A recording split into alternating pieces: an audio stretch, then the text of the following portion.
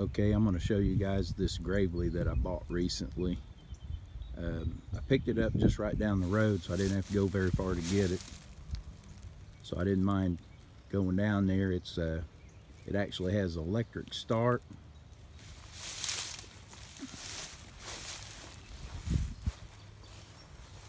It's got a governor on it.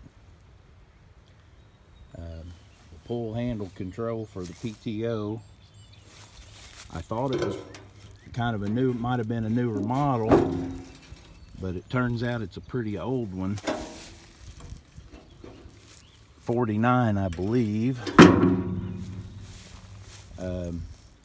I was playing around with it, trying to get it to start, and I couldn't get a spark at first. This old machine has a Bendix magneto, and I took it apart, didn't know if I was going to be able to get it to fire, but did a little repair up inside there, and now I'm getting spark. I think this is like a 5 horsepower model. You know, it's one of the older ones out there. I'm going to play around with it and see if I can get it running. The starter does turn and the engine does turn over. Here in a few minutes I'm going to take the carburetor off of it and get it soaking and probably rebuild it, because I feel like I'm getting fire and it feels like it's got compression, so I'm assuming I'm probably not getting much gas. The tank is clean though, which surprised me. I've already got one that I've had for several years, and it's a pretty good machine. It's got a pull start on it,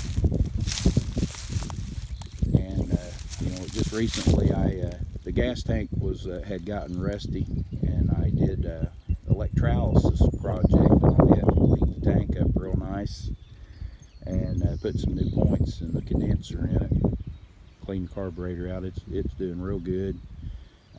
I suspect it does have some clutch wear. I have to kind of help it along up and down some hills and stuff occasionally. I've adjusted the rod, but I just can't get much more out of it. So if I can get this other one going, then maybe this winter I'll take this engine off and see what it looks like up underneath there. I've never messed with the clutch in one, but it'd probably be fine. It's a pretty good machine. When I bought that other one over there, I got some other stuff with it. It has a bush hog on it, but it's not much good. It's got a crack in it. So I got another pretty good bush hog here that needs some work on it. And tiller, plow, snow blower, which down here in southern Indiana, snow blower, you don't need too much, but it's an old one and it's pretty cool, I thought.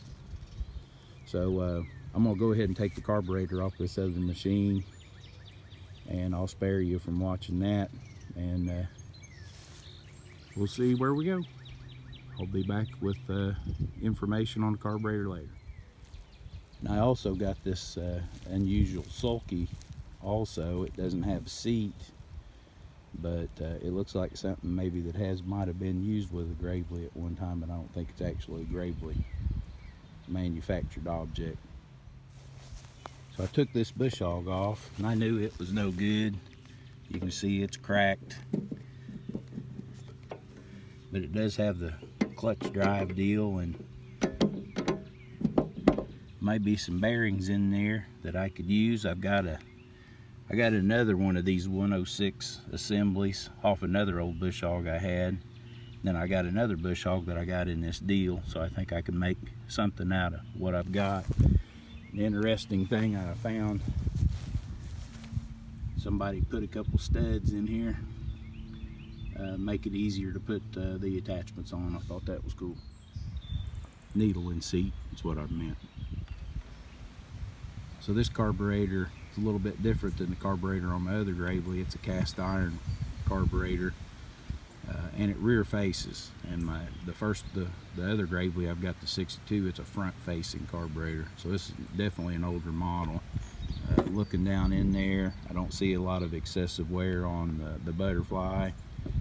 There's just a little bit of wiggle there on the shaft, I'll probably get some bushings and a new needled seat, some new parts, and soak this in solvent and blow it all out with air compressor, put it back on, set the float level, of course, and maybe we'll get her out. So it looks like the cast iron carburetor is a little bit different than the aluminum carburetor, because the aluminum carburetor here, where the throttle shaft goes through, I think that you can actually buy some replacement parts to stiffen that up, tighten it up.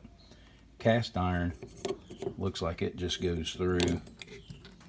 Now I have some slack here on this side that I don't really particularly care for, so I'm wondering maybe this may need to be drilled out, and I might be able to get a brass bushing to push in there to match that shaft. So I'll have to check that out. All right, I got that carburetor all cleaned up, removed all the brass fittings and jets, and got her all stripped down. And it was interesting, it was missing one of the screws that holds the float bowl up to the top. Other than that, everything looked pretty good in there. I'm gonna put it in this chemical dip for a little while and let it work on it, and probably see if I can order some parts and keep on going.